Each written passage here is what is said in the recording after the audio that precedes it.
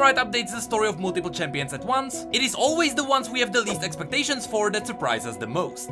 Lore-wise, we didn't expect much from Galio, but he ended up expanding the world anyway. Zilean is no different. Because Zilean was considered retconned for about 5 years, we didn't have any expectations. But as you'll see, Riot filled his story with references to past lore updates, and they made him fit into Runeterra really well.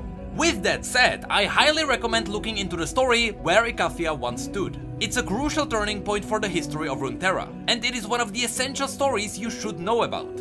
Although it didn't tell us much about the Void, even though the point of the story is that the Void managed to devour a piece of Shurima, it gives context to Azir, the Darkin, and even Jax. And that story is twice as important now because Zilean is an Icathian mage. But unfortunately, his story only mentions the horrors of the Icathian War. Still, the fact that he's an Icathian mage is not a surprise to us. We knew Zilean would be part of this nation because in the League client, out of all places, Riot gave him an extremely short updated bio. But now we finally have the full bio as well. So without further ado, let's have a look at the story of the only living chronomage. Warning, this story will have a lot of story candy for those of you who know the world really well. I'll explain some of the references as we go through them, and you'll be able to tell that Zilean's story was written with passion. Zilean's story begins by describing the old Icathia. It wasn't always the most desolate and cursed place on Runeterra. It used to be a rich and diverse civilization, ruled by benevolent Aksamuk, the last of the ancient mage kings. Now, if the name Aksamuk rings a bell, that's because Aksamuk Varchoikoari Ikathor was a character in Where Icathia once stood. Initially, I thought that something was wrong. In that story, Aksamuk was a simple young man who had to go into an unwinnable war against Azir's god warriors. He wasn't a mage king. But reading the story for a second time, I got reminded that Aksamuk was named after the last living mage king, so the two characters are different people. Still, it is awesome to see this kind of setup and payoff from Riot. They've been teasing Aksamuk the mage king for months now, and here we finally learn more. So let's continue with Zilean's story. As the Shuriman Empire, led by Azir, expanded across the continent, Aksamuk tried to negotiate peace with the capital city. He wanted Icathia to coexist besides them as their allies. But his pleas were ignored, and later Aksamuk's armies were destroyed by the god warriors of the Ascended Host. Though Icathians were humbled by this defeat, many of them saw an opportunity for mutual advancement. They accepted an offer of autonomous satrapy, which means that they had to put together a new governing council of distinguished mages, philosophers, and lawmakers that would make sure Icathia's transition into the Shuriman Empire goes well. After almost 9 centuries of this new imperial rule, a young man called Zilean joined the council's ranks.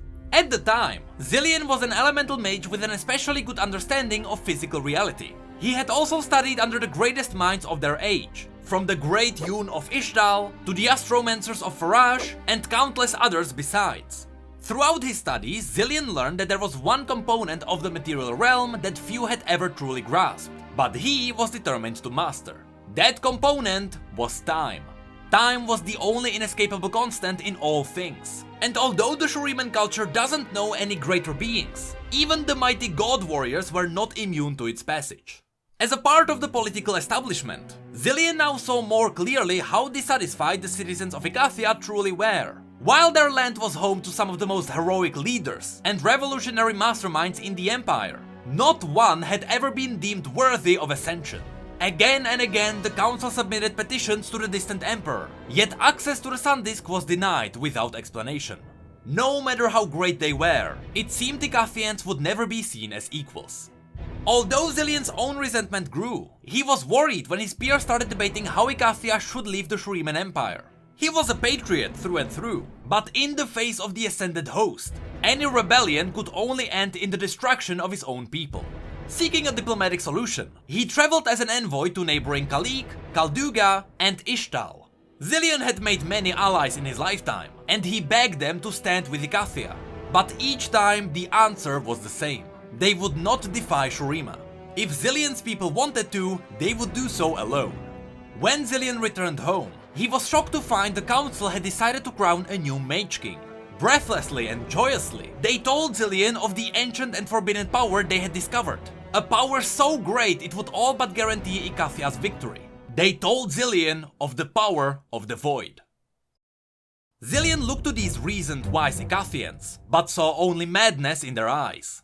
As much as it grieved him, Zilean would rather see his homeland's revolution be crushed than to let loose this abomination. And when the war began, Zilean's worst fears proved true. Once unleashed in battle, the void overwhelmed the mages attempting to control it, and Icathia was doomed. As he tried to escape the capital, the ground shook, buildings toppled.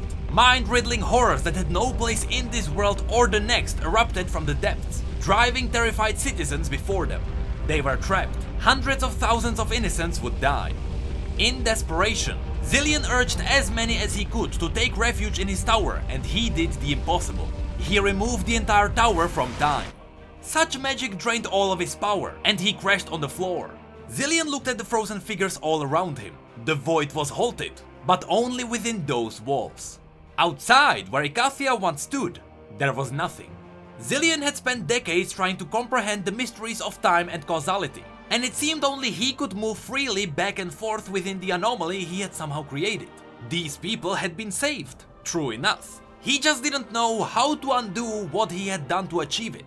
Through deep meditations and complicated devices he created, he began to divine the strands of past and present that led to this moment, gradually learning how to move back and forth along them, looking for the future where he had already succeeded.